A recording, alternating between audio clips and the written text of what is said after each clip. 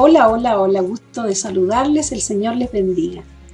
En nuestro encuentro anterior vimos dos listados tremendos de nuestra condición humana como pecadores, destituidos absolutamente de la gloria de Dios en esas condiciones. El Señor no quiere nada con nosotros, no nos puede aceptar porque su persona, su ser es santo y perfecto y no puede Él convivir con el pecado.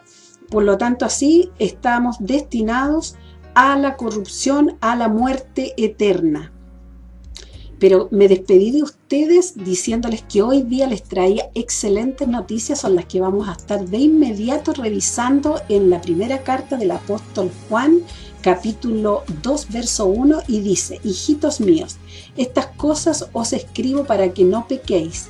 Y si alguno hubiere pecado, y vimos las tremendas listitas, abogado tenemos para con el Padre. ¿A quién? A Jesucristo el justo. Qué notición más grande para ustedes y para mí y para la humanidad completa. Ahora usted me dirá, ¿y de dónde salió ese abogado? Bueno, vamos a estar viendo en el Evangelio ahora de Juan, capítulo 1, verso 1, 2, dice: y en el principio era el verbo, y el verbo era con Dios, y el verbo era Dios. Este era en el principio con Dios. Y usted volverá a preguntarme, ¿y qué tiene que ver el verbo con el abogado? Veamos más abajito, en el verso 14 del mismo capítulo 1 dice: y aquel verbo fue hecho carne y habitó entre nosotros y dimos su gloria, gloria como la del único Hijo del Padre, lleno de gracia y de verdad. Miren qué maravillosa noticia, que el mismísimo Dios que estaba en el principio, que en el principio era el verbo y el verbo era con Dios y el verbo era Dios, entonces ese verbo se hizo carne y vino a habitar aquí con nosotros, se hizo hombre, y dice el que lo vio, que es el apóstol, dice: y vimos su gloria, gloria como del unigénito Hijo del Padre. Bien digo, Hijo del Padre, lleno de gracia y de verdad. La palabra gracia son regalos, regalo, la palabra gracia es regalo. Miren en el capítulo, veamos el capítulo 3, verso 16, el regalito.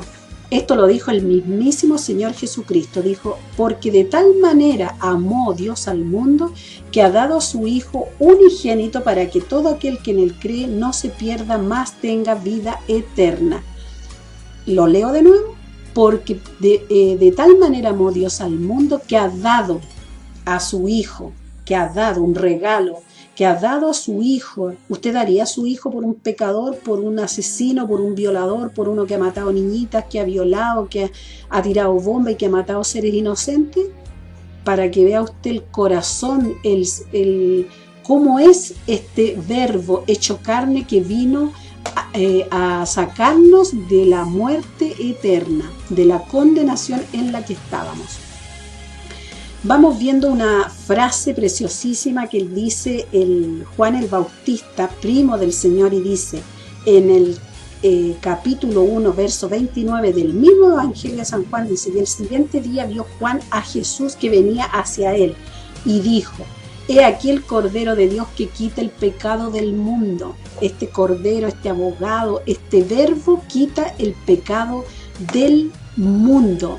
Quita mi pecado, quita su pecado y nos liberta.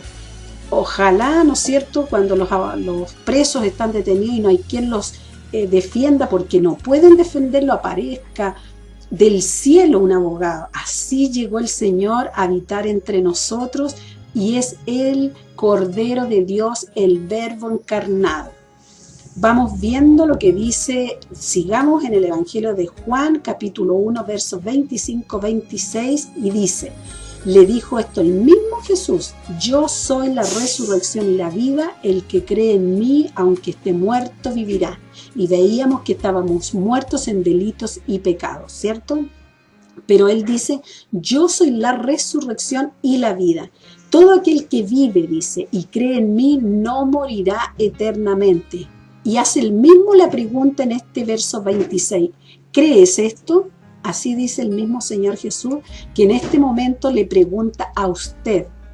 A mí me lo preguntó. Y yo digo: amén, Señor. Sí, Señor, creo en ti. Y desde entonces a que soy salva. ¿Crees tú también en el Señor Jesús, en este Cordero, en este Dios, en este Verbo hecho carne? Te planteo esa pregunta y nos vemos la próxima semana. Dios te bendiga. Chau, chau.